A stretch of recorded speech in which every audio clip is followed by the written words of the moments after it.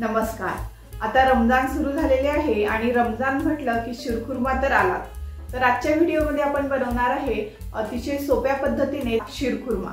चला तर मग रेसिपीला सुरुवात करूया। तर त्यासाठी इथं मी रात्री 10-12 बदाम आणि 10-12 काजू पाण्यामध्ये भिजत घातल्या होत्या। आता आपल्याला बदामाची साल काढून घ्यायची आहे आणि त्यानंतर बदाम आणि काजू कट करून घ्यायचे आहे। तर या प्रकारे मी उभ्या शेप मध्ये हे कट करून घेणार आहे। तर आपले काजू बदाम कट करून झालेले आहे। त्यानंतर इथं मी कढई गरम करायला ठेवलेली आहे। यामध्ये टाकूया 1 लिटर दूध आणि दूध आपल्याला छान उकळून घ्यायचं आहे। जोपर्यंत आपलं दूध गरम होत आहे तोपर्यंत आपण ड्राय फ्रूट्स फ्राय करून घेऊ। त्यासाठी इथं कढईमध्ये थोडंसं तूप टाकून घेऊया आणि गॅसची फ्लेम आपल्याला ही लो ठेवायची आहे। यामध्ये चिरून टाकलेले ड्राय फ्रूट्स टाकून घेऊ आणि मंद आचेवरती आपल्याला हे गोल्डन ब्राउन कलर येईपर्यंत परतवून घ्यायचे आहे। तर आपले ड्राय फ्रूट्स फ्राय करून झालेले आहे। त्यानंतर यामध्ये टाकूया थोडेसे मनुके। ड्राय फ्रूट्स तुम्ही तुमच्या आवडीनुसार कमी जास्त टाकू शकता। मनुके काढून घेऊ। इथं थोडंसं तूप कमी आहे त्यामुळे इथं मी परत टाकून घेत आहे। त्यानंतर शिरखुर्म्यासाठी ज्या शेवया भेटतात त्या इथं मी घेतलेल्या आहे आणि मंद आचेवरती आपल्याला ह्या परतवून घ्यायच्या आहे।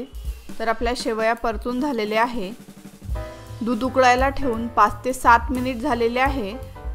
आता यामध्ये टाकूया 2 ते 3 चमचे कंडेन्स मिल्क। कंडेन्स मिल्क तुम्ही तुमच्या आवडीनुसार कमी जास्त टाकू शकता। मला थोडं कमी गोड पाहिजे आहे त्यामुळे मी कमी टाकत आहे, पण जर का तुम्हाला गोड हवं असेल तर तुम्ही जास्त टाकून घेऊ शकता। आणि हे छान मिक्स करून घेऊ। आणि हो, तुमच्याकडे जर का कंडेन्स मिल्क नसेल तर तुम्ही यामध्ये तुमच्या चवीनुसार साखर घालून घेऊ शकता। आता यामध्ये टाकूया फ्राय करून घेतलेल्या शेवया, मनुके, काजू आणि बदाम। थोडेसे काजू आणि बदाम आपण गार्निशिंगसाठी ठेवणार आहे आणि खाताना पण वरतून घेतले तर ते खायला खूप छान मध्ये मध्ये क्रंची लागतात। आणि हे छान मिक्स करून घेऊ। आता आपल्याला दुधाला एकदा छान उकळी काढून घ्यायची आहे। त्यानंतर यामध्ये टाकूया दुधामध्ये भिजवून घेतलेले केसर आणि मिक्स करून घेऊ। आता दुधाला छान एक उकळी काढून घ्यायची आहे जेणेकरून आपल्या शेवया छान शिजतील। तर तुम्ही बघू शकता दुधाला छान उकळी आलेली आहे आणि शेवया पण छान शिजलेल्या आहे। आता आपण गॅस बंद करून घेऊ।